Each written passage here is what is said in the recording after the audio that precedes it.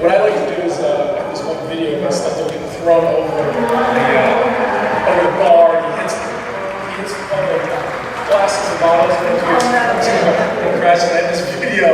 As soon as he hits, that was great, Tom! And I said to everybody, you did that? Who else would do that? So, that was one of my favorite sort of experiences on the show. To me, the show is really about the complexity of a lot of the family dynamics. So if you, theoretically, if you were to come back, do you think that would be explored more between you and Abel, your brother? And secondly, like, is immortality really that bad?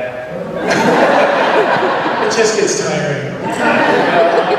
No, that was actually a funny thing that I had to sort of go through in my head getting ready for the character. How do you play this character that really just wants to end it all? So there was some really kind of wacky research in that direction. You know, one of the things I like about the Lucifer character so much is how sort of interesting and sort of he kind of comes up with these ideas that come out of nowhere. You never really know what he's going to do. So I would think that if he were to come back, it would be he would be a tool for Lucifer in some way. You know, that he's using for something like that. I don't think Pierce would just sort of like come back and be like, hey guys, what I miss? You know, I think it would be a little more conspiracy maybe, I don't know. And plus it's on Netflix now, so who knows if they're just gonna flex the message. I don't know if you guys, I don't know if they're shooting all the episodes and airing them in one sort of batch, or if they're doing it. I actually haven't heard it.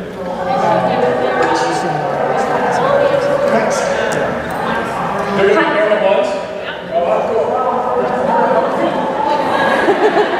So I'm super happy you're here, and I have a question of, with Cain's death, whether or not it was, you consider it self-defense or murder.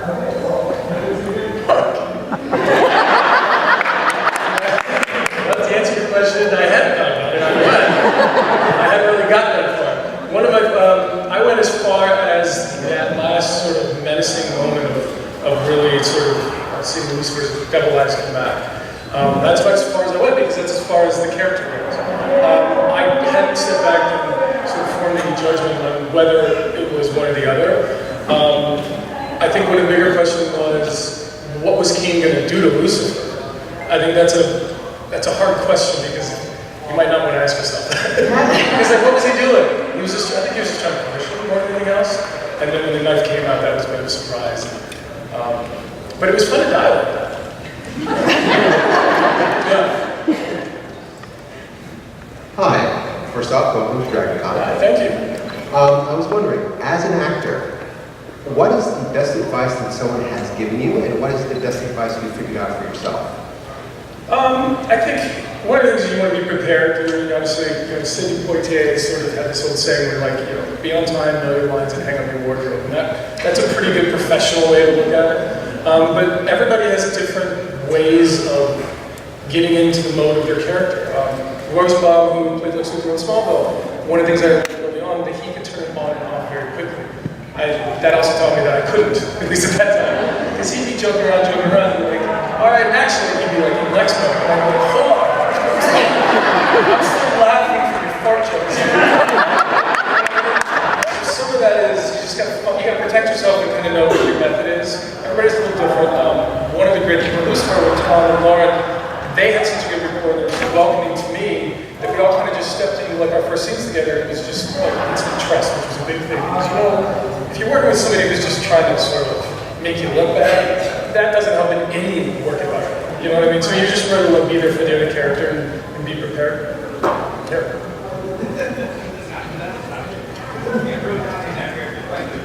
You've touched on it a little bit, but would you say getting into the character for Pierce, did you draw a lot from working with Michael Rosenbaum, that Lex Luthor mentality? Because there's a lot of correlation there from early Lex and early Pierce. Yeah, and I did talk about, yes, it was something I very much considered, because I wanted to play a character that was different than the Clark character. And what's the opposite of that? Well, Lex Luthor, right? You know what I mean? And then sort of add this other element, because totally it's a slightly different show. Tom Ellis's character is very light and sort of, surprising in his movements and that sort of thing. I really want to go get to that as well. I'm trying to stay more still and more grounded and a little more, sort of less telling. in my performance, I really wanted to try to keep up like, what is this guy doing all the time? And so when you figure out like, what Cinnamon of it and who Cinnamon is in business, hopefully those came as surprises, and hopefully you guys like them. But it was really, yeah. I was surprised. Were you guys surprised?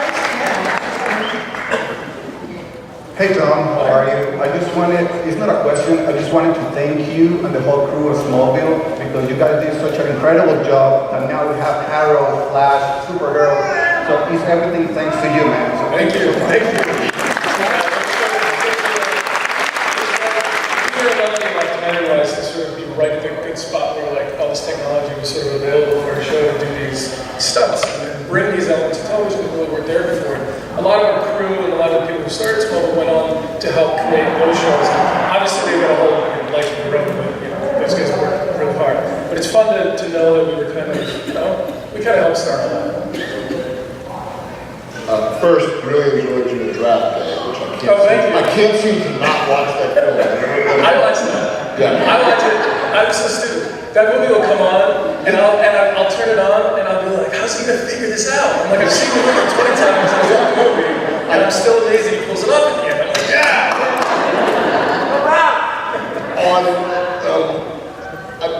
I'm still confused about some of the Cinnamon backstory and the relationship with whatever guy's name. Yeah, That's mystery, isn't it? I mean, so I didn't miss anything. They didn't really, y'all didn't really get into how he had that relationship with that kid beforehand. Right. So, We try to keep it a little mysterious. There's comic books out there on Superman. We took some things from that. Joel and LD, who run the show and create the show, they're brilliant with that. But some of that was trying to be a little vague so that you didn't know exactly. Yeah. okay. So it's supposed to be confusing. Yeah. Or as you said, mysterious. Right. Thank you. We're big fans of the Lucifer show. We're also big fans of Neil Gaiman. I was just curious too, if you ever got a chance to talk with him, was he ever on set? What was your impression of like the world he's created? I didn't mean it. Sorry. Sorry, you stood live for everything. Sorry.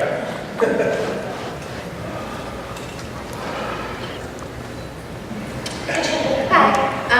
My question is about, because Cain realized he was going to be mortal, he realized he was going to hell. Did y'all ever think about what his version of hell would look like? His what, I'm sorry? When he went to hell with, because we got a peek at some of the other people, when they were in hell, we saw some of their world. Wondering if Cain, if you ever thought about what Cain would be like in hell, basically. You mean without Lucifer? Or just prior to Lucifer? When he has his own room in hell. Oh, his What would his hell loop yeah, his be? version of hell. Got it. Yeah, the Cain loop, that whole thing. That's it. Yeah. I think right now it's probably that fight with Lucifer. I hadn't thought about that, but I'm thinking he's probably rethinking, and I think that season ending, or that was going to be the series ending, I would guess it would be that fight right now. But then again, the mystery at the end of it is when he's looking at Lucifer and he sees Lucifer's devil eyes. In some ways, Cain won because he wanted to make Lucifer suffer. So I hadn't thought about his pain, but maybe he's just continuously going through that scene where like Chloe breaks up with him because he's like, what? I didn't see this coming. Maybe it's that. Maybe that's what it is. Hello, I'm a big fan of both Smallville and Lucifer, and I have two questions to ask. First question, the motorcycle on the show that you ride is super sick. I was wondering if it was yours, and if you had to... I ride that to work every day, and so let me just use my bike. It's trying to work. And my second question is, when your brother Abel came back into the plot line, he was a total douche. I mean, it was hilarious and enjoyable. How did you feel like when he went at the end of the episode? I thought that whole thing was amazing. I thought the actress who played that character totally, like when Kane's laying on the ground and she's like, yes, I finally did it. She's jumping around the room. I was trying to not to laugh myself. She was just so hilarious. But that whole the fact that he comes back in that body, with that attitude, and goes through all that, I just thought was really funny. Of course, my character didn't think it was funny, but in between takes, we vouched for it.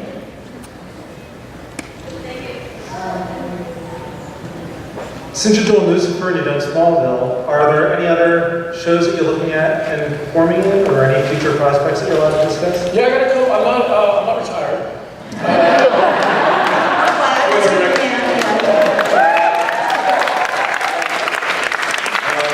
I'm looking at a couple things right now. It's sort of bad luck to talk about them, especially when you're negotiating contracts, because then they try to get you. But I'm not done. There'll be some stuff hopefully next year.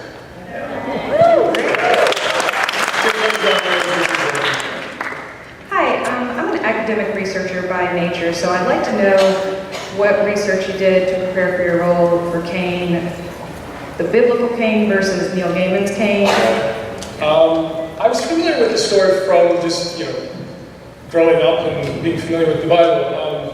A lot of my preparation was done with Joe, like talking about what they wanted from the character. Part of the thing is, when you, especially when you're a guest star on the show, you need to understand what Lucifer needed in order to play against that or with that or manipulate that. And so a lot of it was Joe helping me understand what they were doing with Lucifer that season, what they were doing with Lauren's character, and then how can I sort of play in between that.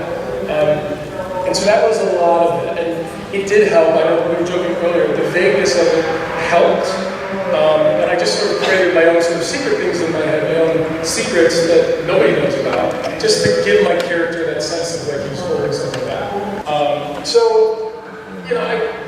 It's not a fun thing to think about, but I think part of the fact that I didn't walk around like that in an outfit, I think could be a benefit. I mean, you guys can see me on Halloween, but I think to me that's the way I try to reason it out, because otherwise it's like if you're going to play that character, you gotta take out your shirts, policy and stuff. It's like, hey guys, this happens next. So yeah, it's something I stay up late at night.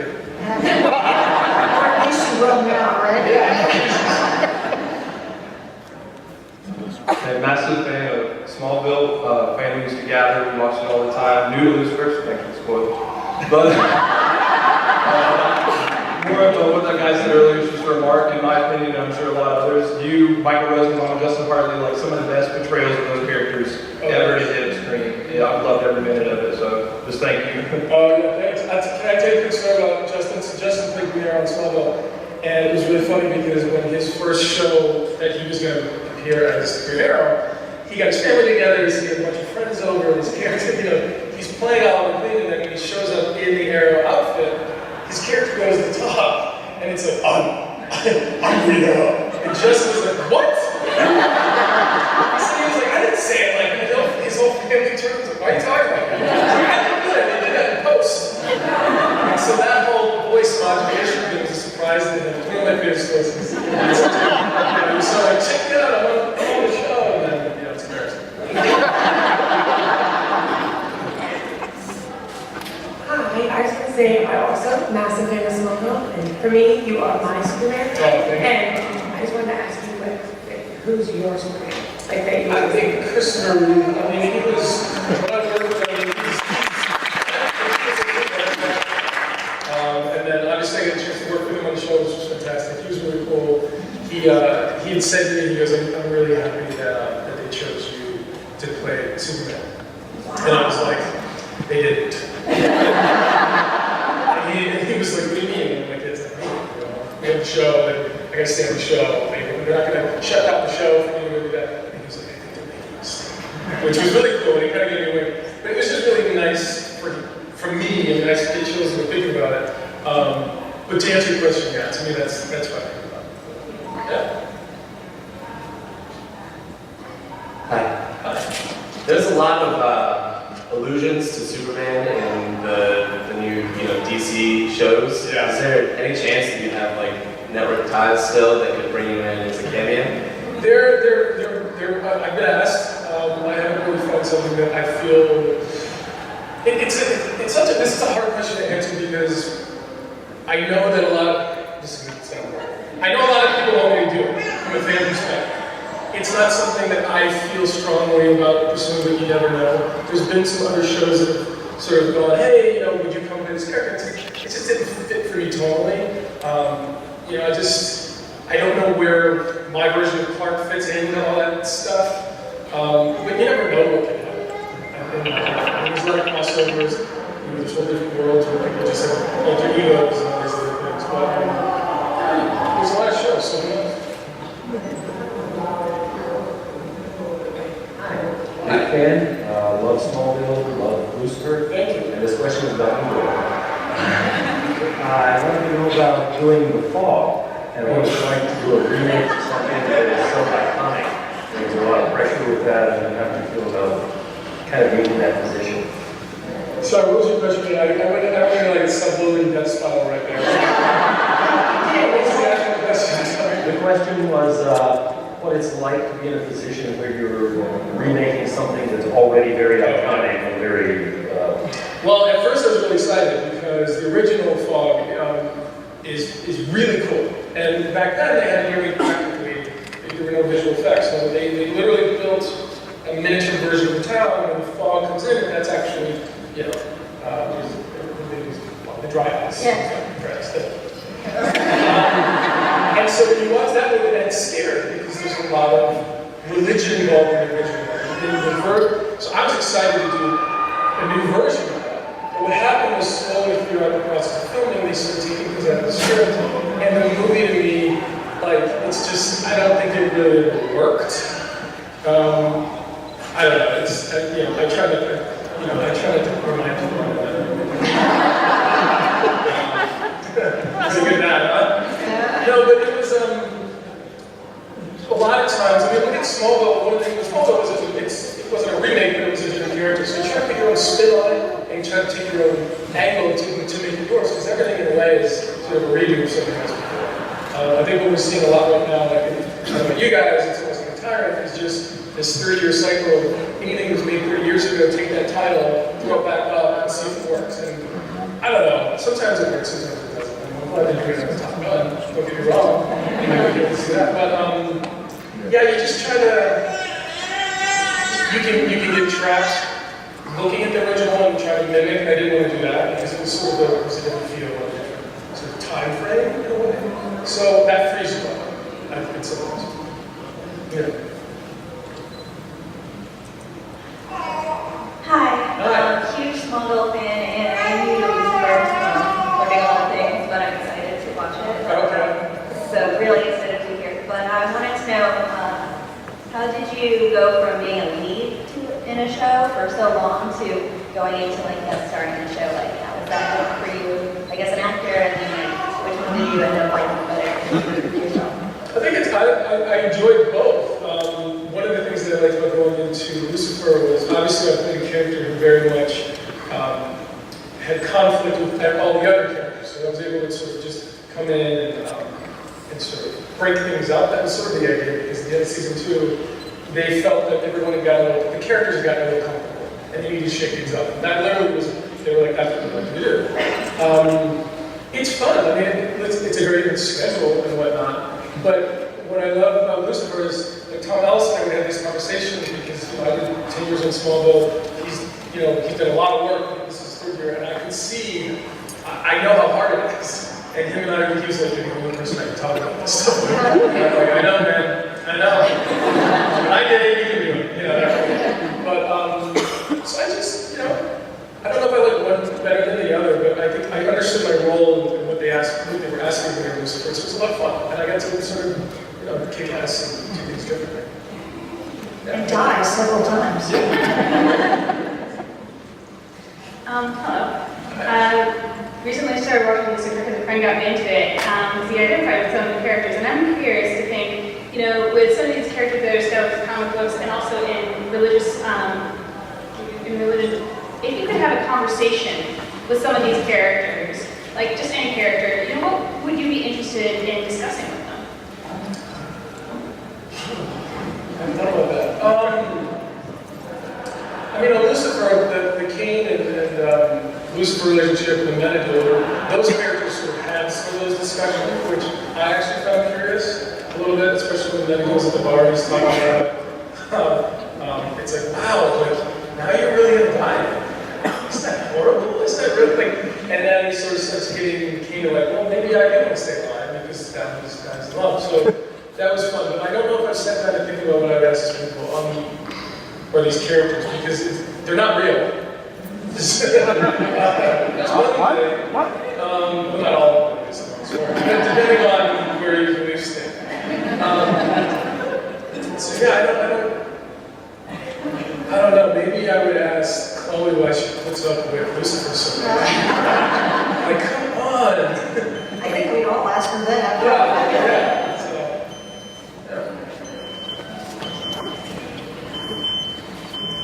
So, hello. Hi. Sorry, I have to ask, is Tom Ellis as dreamy in person? Yes. He's very charismatic, he's very charming, he's very professional, he's very welcoming. Him and I got on very quickly, as I did with Lauren, and the whole cast. That cast enjoys what they're doing very much. They're very happy to do what they're doing. You guys approve with the fact, when you guys saved Lucifer from being canceled, that resonates with that cast very much. Just so you know, I'm sure you guys have all seen their Instagrams and whatnot, but it's true. Like, they really know that they don't exist because you guys have worked really hard to uphold the quality of the show for you guys. But Tom is very charismatic, he's very easy to be around, and very talented, very funny, very funny. And handsome. Hi, Tom. I was just wondering if you knew you were going to be playing Cain from the moment you signed off. I did. Yeah, they walked me through, it was like a 45-minute, an hour-long conversation I had with Joe, one of the creators, who he walked me, he goes, and then the Cinnamon, and then he's not the Cinnamon, and then he's Cain. And we walked me through all of these, and I was like, he goes, do you want to know what happens at the very end? I'm like, no. He's like, really? So for the last 2 or 3 episodes, I didn't know if he was going to live or die. Like, I really didn't know. And it was funny because the cast didn't really know either. And so I remember the first time Lauren was like, so you the Cinnamon? Is that what this all about? Just tell me. I'm like, you're not supposed to know. And so we kind of played with that, that sort of drama set too. It was a lot of fun. I really love Lucifer, and he played a great Cain, and it was really great. My question is Tom Ellis a good kisser when y'all are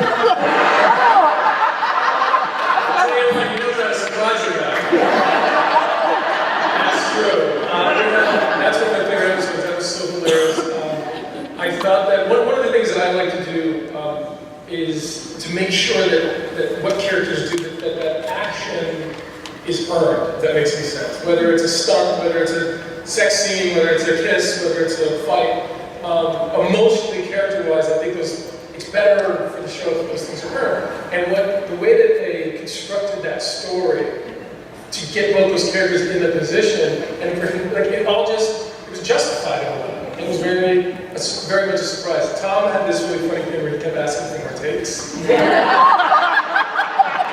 Which is funny, because here's the other thing about Tom. Tom understands his character too. Like, that's what Lucifer would do. You know what I mean? He kind of takes that on. And, for me, my character did not like that. And so, in between things, even that sort of back and forth helped. But the background performers that we had, they were cracking up. As soon as cut, everybody was just barrel over laughing. Tom makes a comment. So it was, that's a very funny episode. When we're sitting at the table with the other couple, Tom turns my hand and I kind of smack his hand. All those little funny things, they work with the story and they work with the characters and they work for the audience. So we were laughing a lot. There's another one where I think I walked past, he's on the phone in the kitchen and I walked past like dishes and Tom sort of ad-libbed this thing of finish the dishes. Right. And it's that moment like that relationship moment. Those are little things that we sort of found on the day that we add to it too. Yeah, thank you.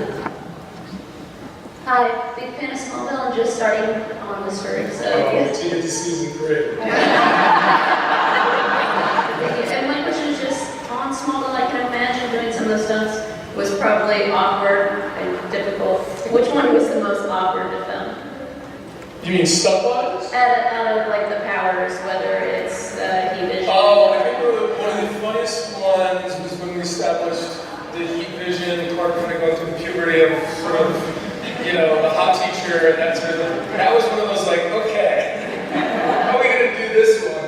And it was really, that was another one where the story really helped to tell a story, if that makes any sense, where Clark could just sort of have these experiences, and you were informed as an audience of sort of what was going on.